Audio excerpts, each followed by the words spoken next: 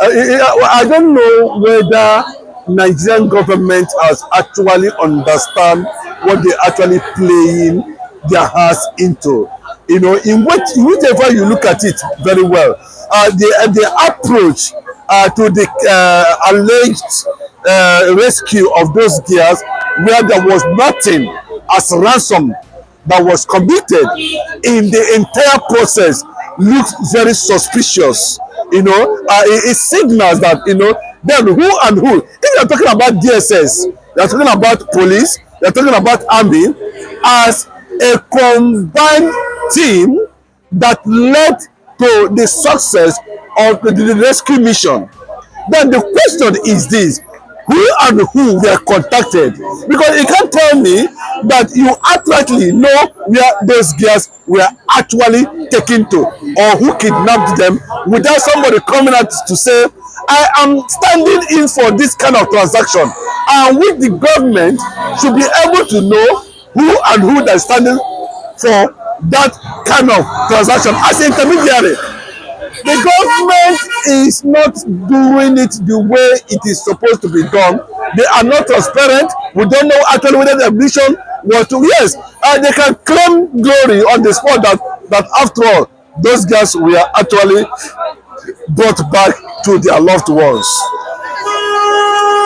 On that process again, we witnessed another series of kidnapping within all these geopolitical zones in Nigeria within a space of time.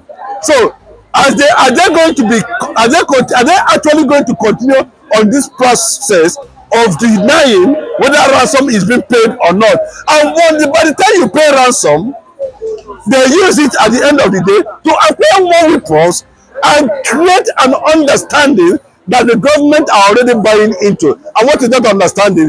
Kidnap children, take them to somewhere, the government will pay millions and deny there was nothing being paid.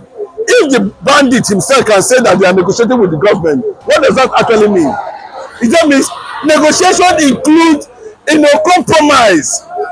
And in a situation like this, you cannot tell me that the bandits level, no matter how you look at it, is in vain. They are going to hand over 44 or 50 pupils to the government without any ransom. Well, I believe and agree that the government exists and thrives on propaganda. Whatever that is going on there should be seen to be totally discouraged. We must discourage this form of something that has become an embarrassment in all ramifications. The escalation, well, a lot of people will say it was the same people that actually engineered some kind of, you know, terror attack on Jonathan's administration. They are facing it now. So I do not understand really actually balance this issue correctly now. But it looks like, you know, Bola Ahmed Tinubu has actually lost grip on the structure of security challenges in Nigeria, because it has not been long that we saw service chiefs sacked, fresh ones came in, and we don't notice just everywhere territories and regions are being invaded by the same people. They are not Igbos, they are not Yorubas. They claim that they are Fulanis, and the only thing they understand is to invade places under the guise that it is one Nigeria. Imagine a situation where there is no one Nigeria. With these people be invading places. Embarrassing. I think to an extent the government of Nigeria has also looked like a government that has compromised to an extent that they have come to accept they are the one that engineered this thing, and it has become a cobra that cannot be killed again. So the only thing the federal government needed to do is to continue to pay ransom. How long will you continue to pay ransom? You pay ransom if they attack specifically 10, 20 places in a day. That means you are going to map out ransom for 10, 20 places in a day. Then multiply it by 365 days. Then imagine what government could be paying for ransom. I think something is wrong somewhere. This thing has gone beyond, what the government, because it keep on damaging the image of the APC government. No matter how you look at it, it shows that the new service chiefs is possibly they are in. If you're talking about human collateral, the reason why they are not being there was no military in action against them to rescue those people. Maybe they were using human shield or whatever. But what of the means? Are there not surveillance? Are there not, how will I put it? Are there not, technology that can be able to monitor these people very well and be able to know intelligence when an attack is coming and they need to know what to do at that particular time?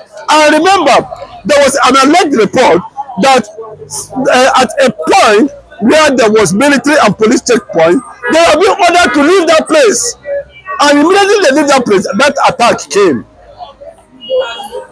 We are still another one now in Kano. We are still another one in Katsina. The same, because this thing has become something that we need to sit down and before it goes to Nigeria to regional war. Because that's where it's heading to. Anything that happens in Lagos now, bros, I don't think there's no family in Nigeria that's not in Lagos. If there's an attack on Lagos, maybe we begin to see untrained youths igniting a free movement that might, has a very dangerous multiplying effect on the system.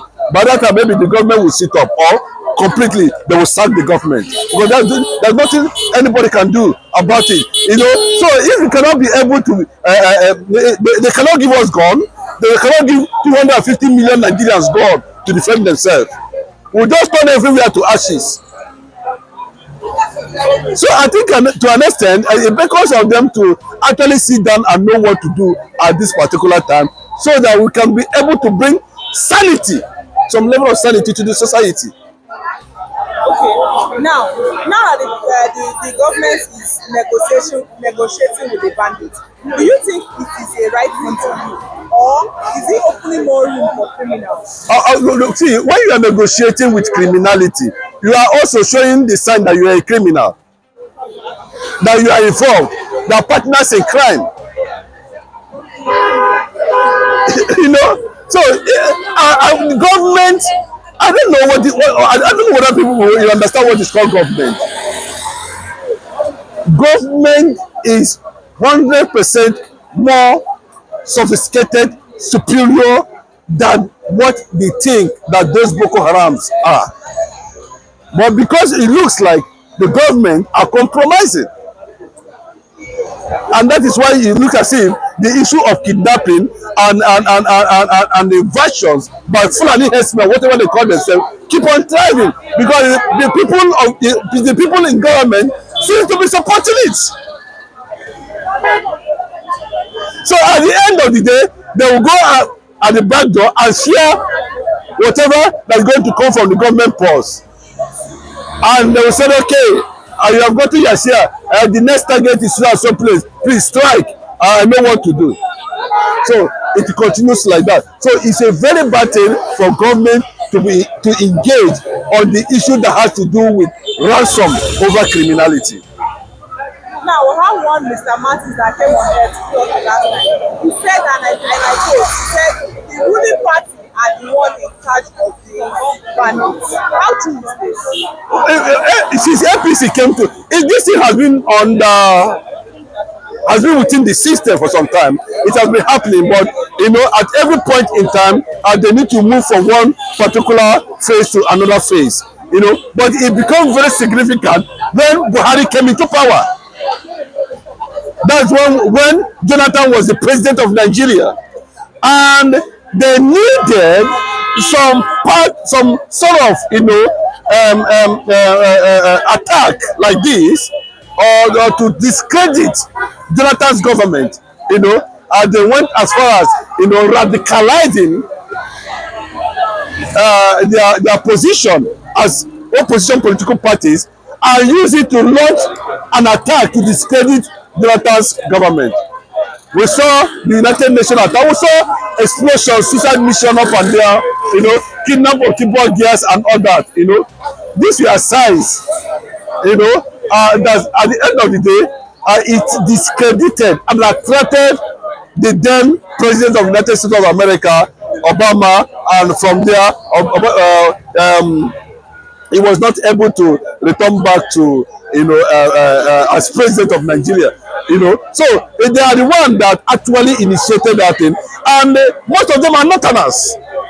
We saw what they were talking about, Erufai, how he imported Fulanis from Senegal, Mali, Chad, Libya, and all that, all in the form of, if Jonathan refused to go, then there will be use of, machineries to make sure that the country burns to ashes.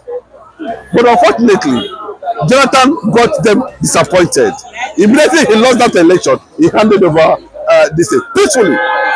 It was under Buhari that we started seeing Mighty Allah, we started seeing all these people, coming up from different angles. How come the entire Hausa community in the north are not saying anything?